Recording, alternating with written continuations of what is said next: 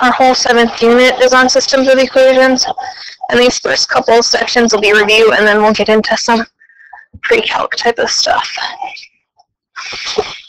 So there's 4 different ways that we solve systems of equations for the purpose of this class. There's 4 different ways.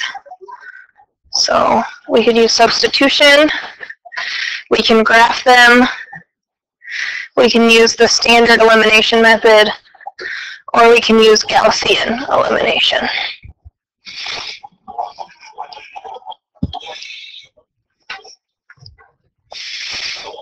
Okay. All right, so the methods that we're going to look at today, we're going to look at substitution, we're going to look at graphing. Okay, we'll look at elimination tomorrow and Gaussian elimination in section 7.3. Okay. So the first thing that we're going to look at today is example 1a, where we have x plus y equals 4 and x minus y equals 2.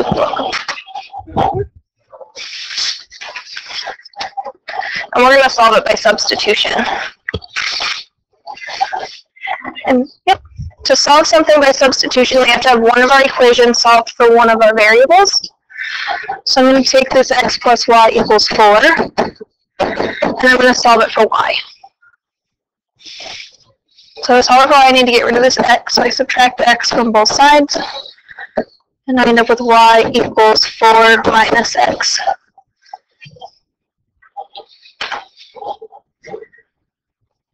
Now that I have one of my equations solved for one of my variables, I can take what y equals and I can substitute it in for y in my second equation.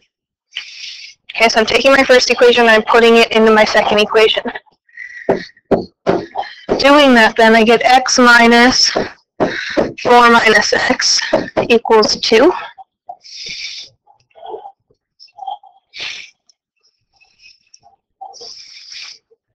And so I'm going to distribute the negative. So x minus 4 minus minus becomes a plus, so plus x equals 2. If I combine my x's, I get 2x minus 4 equals 2. Then I add the 4. So 2x equals 6, which makes x equal 3.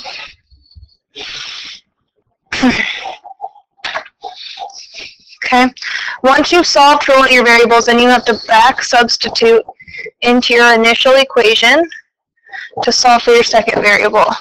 So if I back substitute that 3 in for x, I get y equals 4 minus 3. And we all know 4 minus 3 is 1.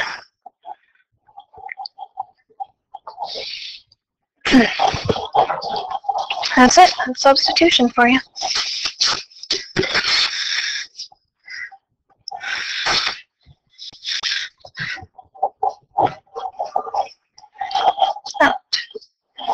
So if I look at 1b, I have x minus y equals 0, 5x minus 3y equals 6.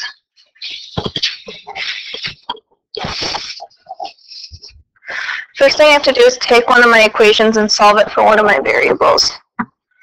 So if I take x minus y equals 0, last time I solved for y, so this time I'll solve for x just to mix it up. In order to get rid of a minus y, I add y, and I end up with x equals y. That's what that tells me.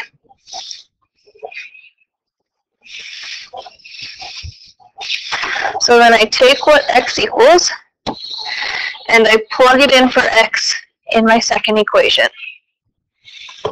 So I end up with 5y minus 3y equals 6.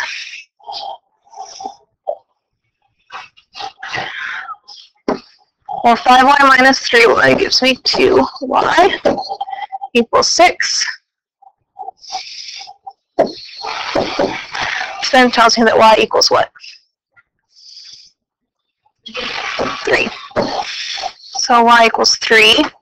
Then I back substitute that 3 into my first equation, and I end up with x also equals 3, since x is the same thing as y.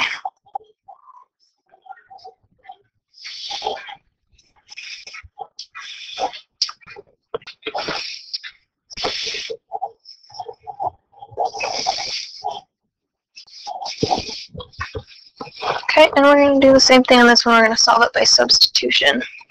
So I'm given the system 3x squared plus 4x minus y equals 7.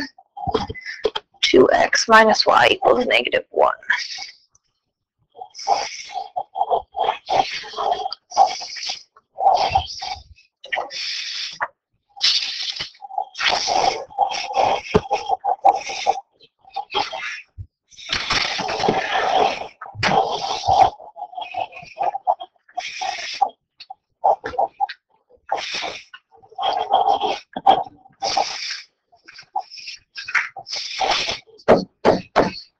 Okay, so I'm going to take my top equation, and I'm going to solve it for one of my variables. I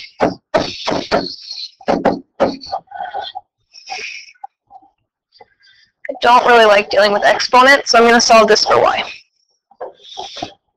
So to solve for y, I need to subtract the 3x squared and subtract the 4x from both sides.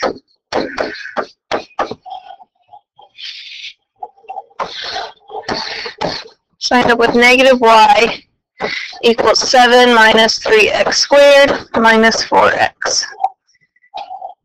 Then solve for, and then you have to. Yep, then you divide by everything by negative 1, which changes the sign of everything, so this becomes negative 7 plus 3x squared plus 4x. And so this is what I take and sub in for y in my second equation. So I end up with 2x minus negative 7 plus 3x squared plus 4x equals negative 1.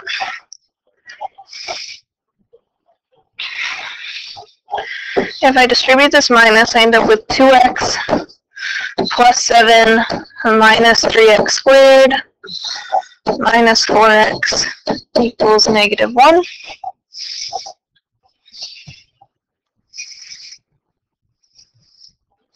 And then if I combine my like terms and write it in standard form, I get negative 3x squared. 2x minus 4x gives me negative 2x. Plus 7 equals negative 1.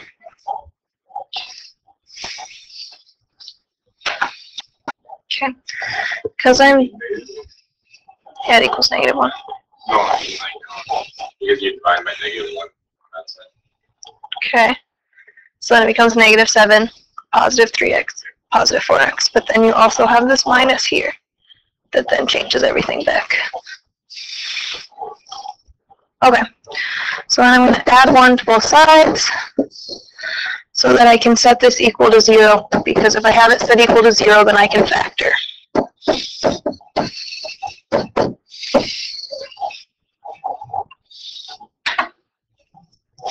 Okay, so I end up with negative 3x squared minus 2x plus 8 equals 0.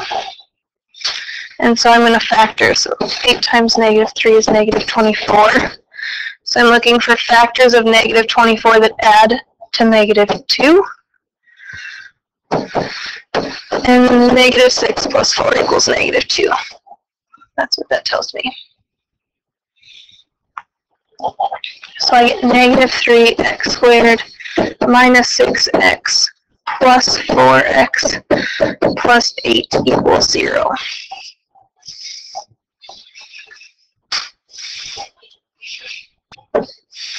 If I factor by grouping, then I end up with, I can factor out a negative 3x out of my first two terms. So I end up with x plus 2. If I factor out a 4 out of my second two terms, I end up with x plus 2. So that tells me x plus 2 equals 0, or negative 3x plus 4 equals 0.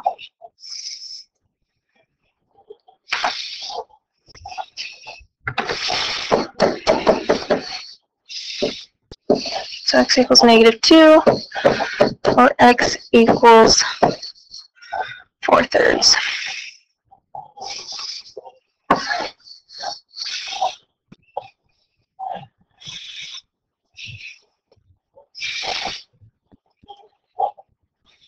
So we have to back substitute both numbers in for y. So dealing with square problems kind of sucks. But if we back substitute the negative 2 in first, I get negative 7 plus 3 times negative 2 squared plus 4 times negative 2. And if I back substitute in the 4/3, I get y equals negative 7 plus 3 times 4/3 squared plus 4 times 4/3. Okay. Well, negative 2 squared is 4. 4 times 3 is 12. 4 times negative 2 is negative 8. Negative 7 plus 12 is 5. 5 minus 8 is negative 3. So my first y value is negative 3.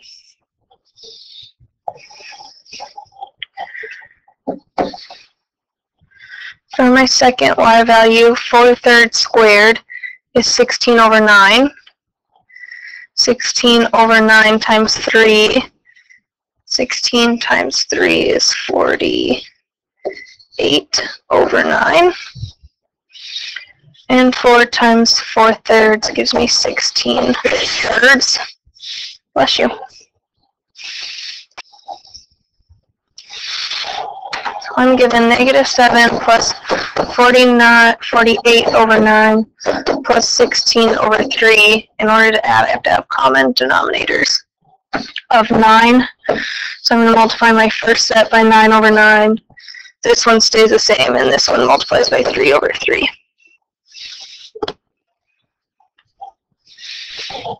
9 times negative 7 is negative 63 over 9. 48 over 9 stays the same. 16 times 3 is 48 over 9.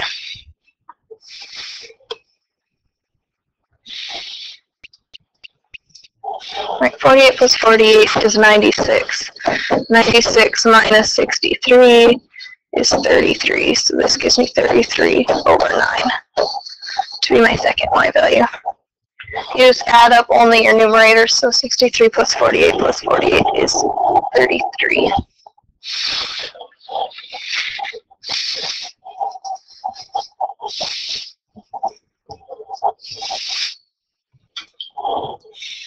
Do you want to do another one like that? You want to go to the graphing ones?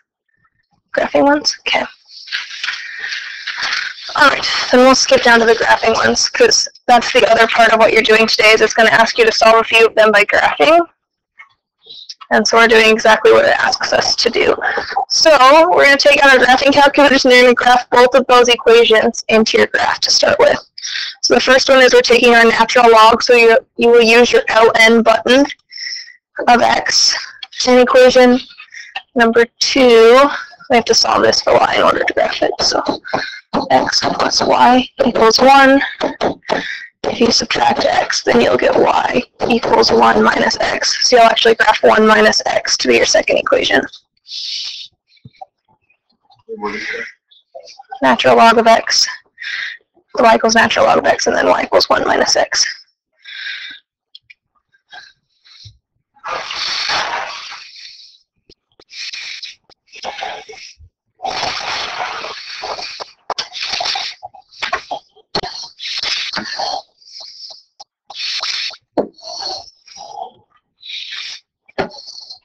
You should end up with a graph that kind of looks like this, where this is your natural log of x graph, and this is 1 minus x.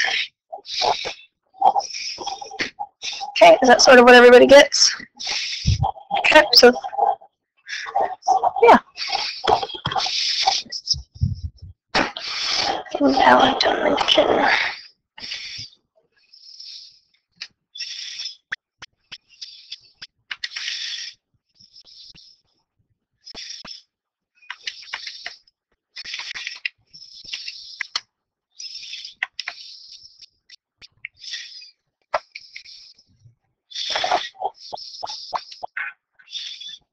That's weird.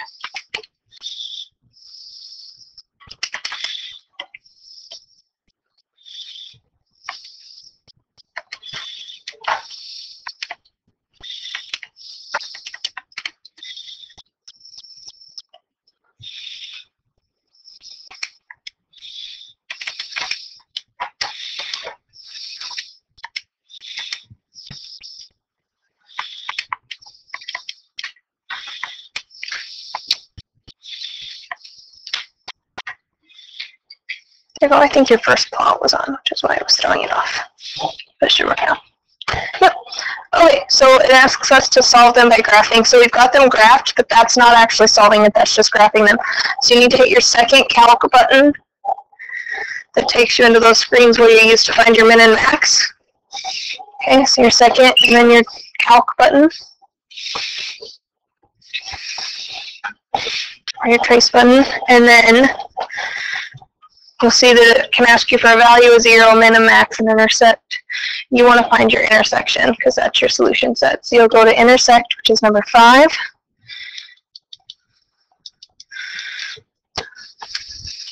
And then you'll just proceed to hit enter 3 times, and it'll give you your solution set.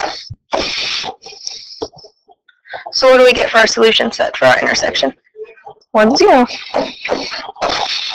So your solution is 1, 0, x equals 1, y equals 0. Is that what we got? Yeah, is that what you got, Mikey? Okay.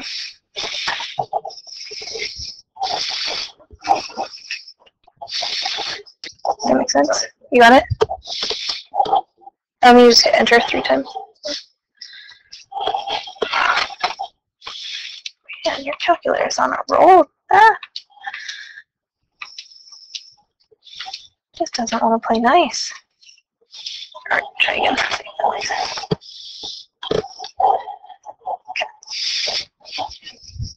All right, so let's do one more like that, and then you guys can get started. So in order to graph these, they both have to be in y equals form. So if I add 4x, I get y equals 1 plus 4x. This will be my first equation.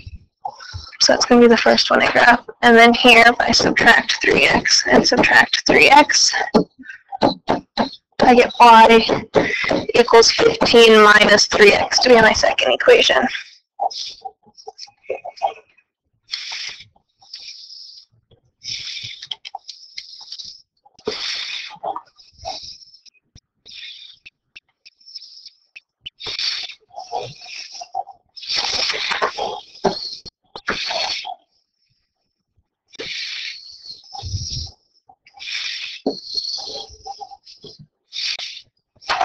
Alright, so you should end up with graphs that look something similar to that, where they're crossing at the very top of your screen.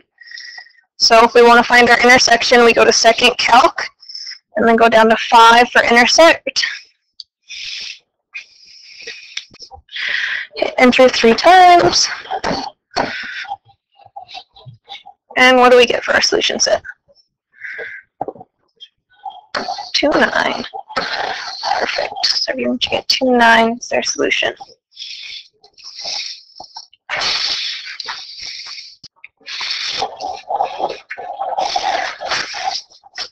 Okay. So you guys are going to be doing those 2 things today. You're going to work through 501, 21 through 47 odd.